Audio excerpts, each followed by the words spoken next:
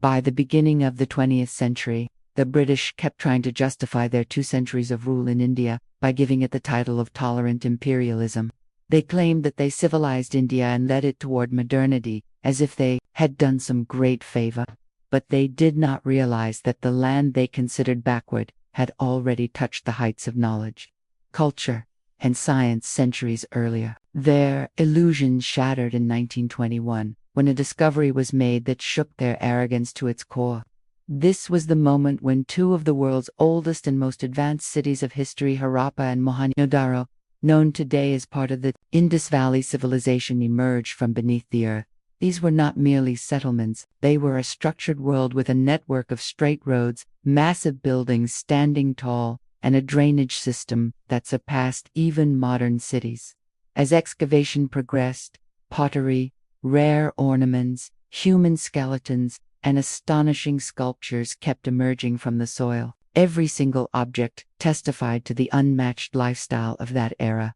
Beneath every layer lay a new story: the agriculture, trade, construction skills, and technological understanding of that time left historians stunned. The most shocking fact was that the civilization's water management and sewage systems were so advanced that even today many major cities of the world have not been able to replicate such systems. After years of excavation, another mystery came to light: the script carved on stones and seals. But this script, which is still right before our eyes, has not been read by anyone. While the languages of Mesopotamian and Egyptian civilizations have been deciphered, the Indus Script remains a mystery, as if it is deliberately hiding its truth and challenging us. Will we ever understand it? What was it about this civilization that was enough to astonish the entire world? How did an entire city, buried beneath centuries of debris, lie asleep with all its secrets, and how was that sleep suddenly broken? The biggest question remains: despite years of research and advanced technology, why is the language of this civilization still beyond our understanding? And what exactly happened that wiped out such a great and advanced civilization as if it had never existed at all? To reach the depth of this mystery, we must descend into the depths of history, about 200 years ago, when this secret was still hidden beneath the sands of time. In the year 1829, a British explorer named Charles Masson, who had left his job with the East India Company, was traveling toward Lahore to meet Maharaja Ranjit Singh. As he entered the boundaries of Punjab, his eyes fell upon a place where scattered ruins stood like the silent screams of a forgotten civilization. At that moment, he had no idea that he was standing at the doorway of a lost world whose stories were now recorded only in stone. But Masson did not merely read history, he lived it. He did not ignore what he saw. Instead, he began to it. These details later appeared in his book under the title Arrival at Harappa. After this, in 1831, British traveler Sir Alexander Burns arrived at the site. Then in 1853, a military officer and archaeology enthusiast, Sir Alexander Cunningham, stepped toward these ruins for the first time. And it felt as if the heartbeat of the civilization could be heard again. Cunningham became so captivated by the site that he returned once more in 1856. And this time he discovered coins that silently testified to the thousands of years old existence of this lost culture. For Alexander Cunningham, this place was not just ruins, it was a mysterious puzzle he was determined to solve. This passion led him, after retiring as a major general in 1861, toward a mission that would permanently change the archaeological history of India. He insisted on laying the foundation of an organization dedicated to the investigation and protection of India's historical heritage, and thus was born the Archaeological Survey of India (ASI). Cunningham not only became its founder but also took on the responsibility of leading it as its first director general. Between 1862 and 1873, he conducted limited excavations at this mysterious site and recorded the findings. For the first time in an official report, a report that offered the first glimpse of this lost civilization.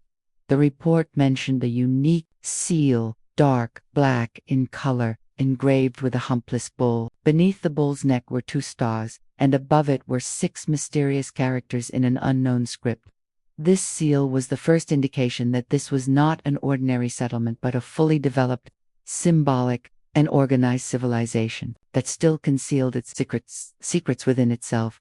Then came a turning point. that gave a new direction to the discovery of Harappa. In 1902, as soon as Sir John Marshall became the director of ASI, he decided to study this site in depth. He resolved to take excavation more seriously and selected an experienced Indian archaeologist, Dyaram Sahni, for this task. Excavations began under Sahni's supervision in 1920, and within a year, remains began to emerge from the Montgomery district of Punjab along the Ravi River that stunned historians. This time, science also supported the discovery, as carbon dating technology was now available. When the age of these remains was analyzed, the result was astonishing. They were thousands of years old. During this excavation, it became clear for the first time that this was not a simple site but a fully developed, ancient city. The eyes of the world now turned toward this mysterious discovery in India. Since local people called this place Harappa, the same name was recorded in history as excavation continued. Archaeologists began to realize that this civilization was not confined to a single location but that its roots extended far and wide. To prove this idea, more experts were included in the excavation work, including Dr. Bhandarkar, Rakaldas Banerjee, and M.S. Vats. Then, in 1922, another sensational turn came when Rakaldas Banerjee discovered remains near the Indus River, about 590 kilometers north of Harappa, that closely matched Harappa. During excavation at this site, multiple human skeletons were found layered one atop another in the same place. This scene appeared like silent testimony to a historical tragedy. Because of this, the site was named Mohenjo-daro, meaning the mound of the dead. Before the mystery could deepen further, in 1924, John Marshall officially informed the world through a prestigious London journal that extremely ancient civilization remains had been discovered on the land of British India. In addition to Harappa and Mohenjo-daro, many other ancient villages and cities were uncovered along the banks of the Indus River, proving that this was not the discovery of a single site but the foundation of an entire civilization. That is why it was named the Indus Valley Civilization. And because the first discovery was Harappa, it is also often called the Harappan civilization. The existence of this mysterious and advanced civilization stunned global historians because, until then, Mesopotamian, Egyptian, and Chinese civilizations were considered the world's oldest urban civilizations. Now the Indus Valley Civilization had claimed its place on that list. Many researchers consider it to be around 5,000 years old. Some evidence pushes its age back as far as 8,000 years, and from here begins a journey through time that is still filled with mysteries. For nearly a century, the hidden layers of the Indus Valley Civilization have been explored, and to date, more than 1,400 sites associated with this mysterious civilization have been discovered. Of these, about 925 sites are located in India, while 75 are spread across Pakistan. And this journey of discovery has not yet stopped.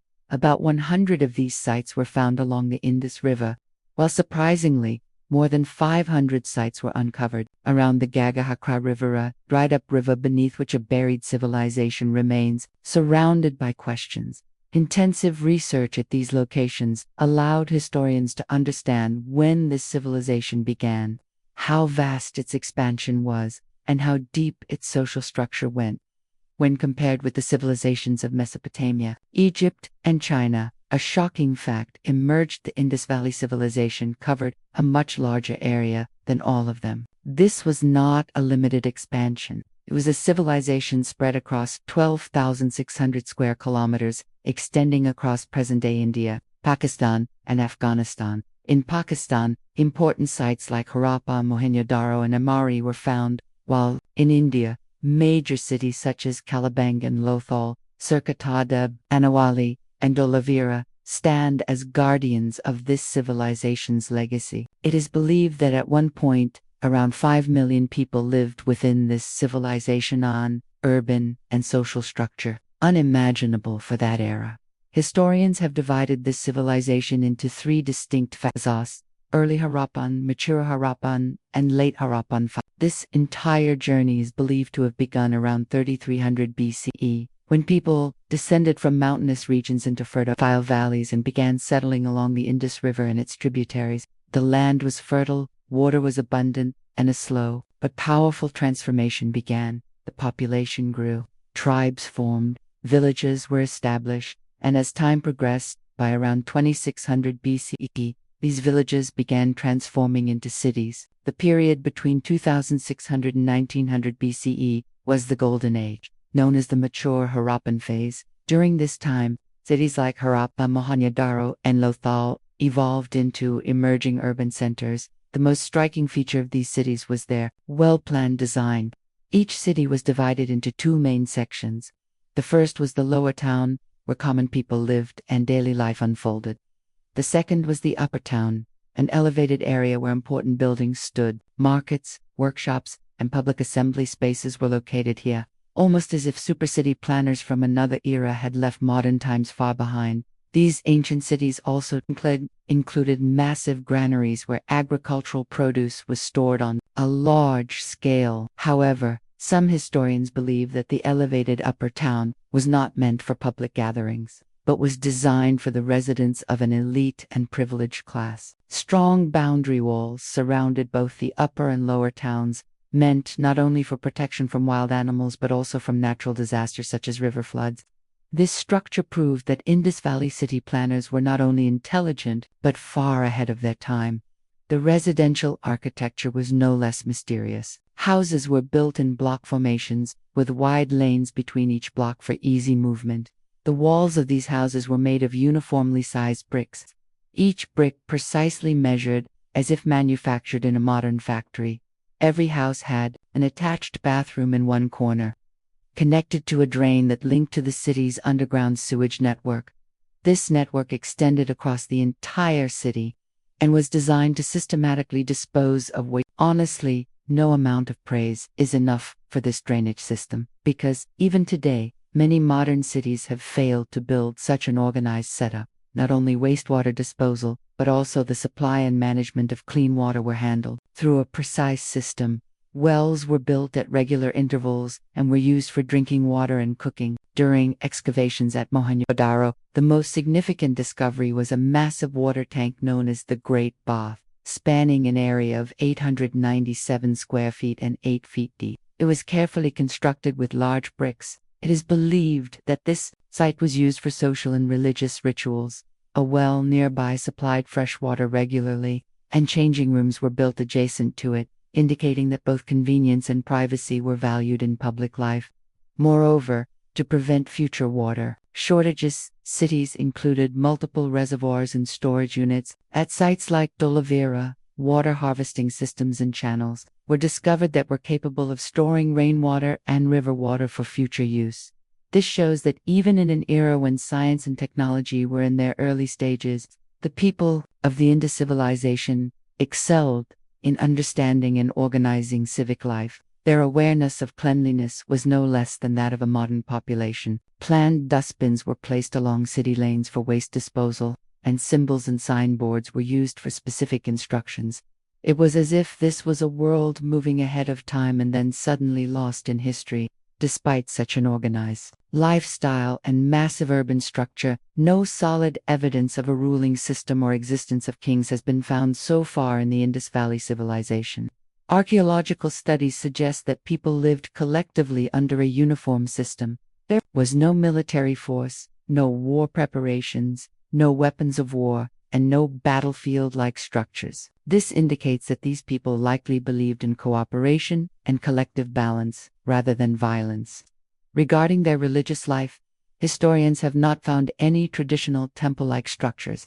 However, the seals discovered during excavation tell a different story. Among them, the most mysterious is the Pashupati seal. It depicts a figure seated in a yogic posture, holding a trident, wearing an ornamented crown, surrounded by wild animals such as an elephant, tiger, buffalo, and rhinoceros. The seal also bears an inscription of 7 characters in an unknown script that remains an unsolved puzzle. Many experts consider this figure an early form of Lord Shabaz, a yogi or Pashupati. Meanwhile, other seals depicting peepal tree, one-horned unicorns, and snake symbols suggest that people may have believed in nature worship rather than idol worship. These signs also indicate the worship of trees, serpents, and cosmic energy, a deep and expansive form of universal worship prevalent at the time. skilled in technology and architecture. These people were equally advanced in art. The bronze dancing girl statue found in Mohenjo-daro is its finest example. It depicts a young woman in a dancing posture, narrating the story of cultural vibrancy of that era. This proves that dance and music were not merely entertainment but part of a rich cultural tradition. The people of the Indus civilization crafted utensils, toys, and ornaments from clay, stone, and metals. Stone tools were commonly used, but they also had deep knowledge of metals like gold, silver, copper, lead, and bronze. From these metals and precious stones, they created beautiful jewelry, which also reflected their social status and cultural style in daily life. This civilization was primarily based on agriculture and trade. Wheat, barley, pulses, mustard, vegetables, and spices were cultivated through a complete agricultural cycle based on seasonal and land knowledge. Most notably, the Indus Valley people are believed to be the first in the world to use cotton. Farmers grew cotton, harvested it, and wove it into cloth themselves. Woolen garments were also used in colder regions. Alongside agriculture, animal husbandry played a vital role. They raised camels, buffaloes, goats, dogs, and cats, and used bullock carts for transportation. Their skills were not limited to farming and herding. They were highly proficient traders. Their trade network expanded beyond local boundaries into an international commercial web. Historians believe they traded with the contemporary Mesopotamian civilization, which referred to the Indus Valley as From this mysterious land, Mesopotamians imported cotton, valuable timber, ebony, semi-precious stones like lapis lazuli, and luxury items such as aromatic oils to maintain transparency and authenticity in trade. Indus merchants used special seals engraved with unique symbols similar to modern brands or signatures. Precise weights and measuring tools were used, showing that scientific thinking was at its peak. The seals, terracotta tablets, and metal objects discovered so far bear mysterious inscriptions known as the Indus Script, an undeciphered script still playing hide-and-seek with time, despite over 100 years of research and technological efforts. This script remains an unsolved puzzle for scientists and linguists. Languages of ancient civilizations like Mesopotamia, Egypt, and China have all been Egyptian language decoding succeeded because of a historic discovery, the Rosetta Stone, found around 200 years ago. It contained the same text written in Egyptian hieroglyphs and ancient Greek. Since Greek was understood, the stone acted like an ancient Google Translate, unlocking Egypt's secrets. But no such bilingual key has been found for the Indus Script. No stone, no tablet to link it with any known language. This is why the Indus Valley language remains deeply hidden behind layers of mystery. Although the script has not been fully deciphered, more than 100 attempts have been made to understand it. Some clues have emerged. The script was written from right to left, not left to right. This is evident from seals, where symbols become smaller and more compressed toward the left, just as words are squeezed when space runs out on a page. Another pattern is that inscriptions were often accompanied by images of large animals such as rhinoceroses, elephants, tigers, and bulls. Despite appearing monumental, these seals were actually tiny, only 2.5 to 5 square centimeters, yet they contain intricate imagery and script, proving remarkable precision and technical skill. Researchers have identified around 400 different signs and symbols in the Indus script. Some resemble geometric shapes, while others resemble fish, turtles, crabs, insects, and birds. Due to this diversity, historians believe it was a logosyllabic script where each symbol represents a word or sound, unlike English, where letters have no meaning alone, or Chinese, where each symbol has an independent meaning. The Indus script likely combined both approaches. Each symbol may have represented an idea, sound, or object, making it a silent book whose pictures await a key to speak. Most inscriptions contain only 5 symbols, though some seals display sequences of up to 26 symbols, resembling short narratives. Some Indus seals were found in Persia and Mesopotamia due to trade. Initially, scholars thought the script evolved from Mesopotamian writing, but further research rejected this theory. Today, historians remain divided. Some link the script to Sanskrit, others to Dravidian languages. Historian Steve Farmer argues it may not represent language at all, but symbols for objects, people, or trade goods. The final truth remains hidden in silence. Over a century has passed since the discovery of the Indus Valley Civilization, yet its language remains undeciphered. This mystery continues to attract researchers worldwide. Its importance is evident from the recent announcement by Tamil Nadu Chief Minister M.K. Stalin, offering a 1 lakh reward to anyone who deciphers the script. But the suspense does not end with language. The greatest question remains: how did such a peaceful, advanced, prosperous, and organized civilization suddenly collapse? Archaeological data suggests that between 1900 BCE and 1300 BCE, events occurred that gradually led to its decline, known as the late Harappan phase. Buildings collapsed, markets emptied, and once vibrant riverbanks fell silent. Mohenjo-daro was rebuilt at least 9 times, each with precise grid planning. But over time, that resilience faded. Drainage failed, streets became filthy, and even the great bath filled with mud. Trade with Mesopotamia ended. By 1700 BCE, most cities were abandoned. By 1300 BCE, the civilization had faded completely, like a curtain drawn over its glory. Some blame environmental change, erratic monsoons, dried rivers, famine, earthquakes, floods, epidemics, or Aryan invasions, yet all remain theories. Final truth has emerged. More than a century later, much remains unknown. Imagine the day when the script is fully deciphered, when every symbol speaks and every seal reveals its story. Perhaps then history will turn again. Perhaps this great civilization, buried in time's womb, will finally call out its name once more, and we will not just be spectators, but witnesses to a lost world speaking again.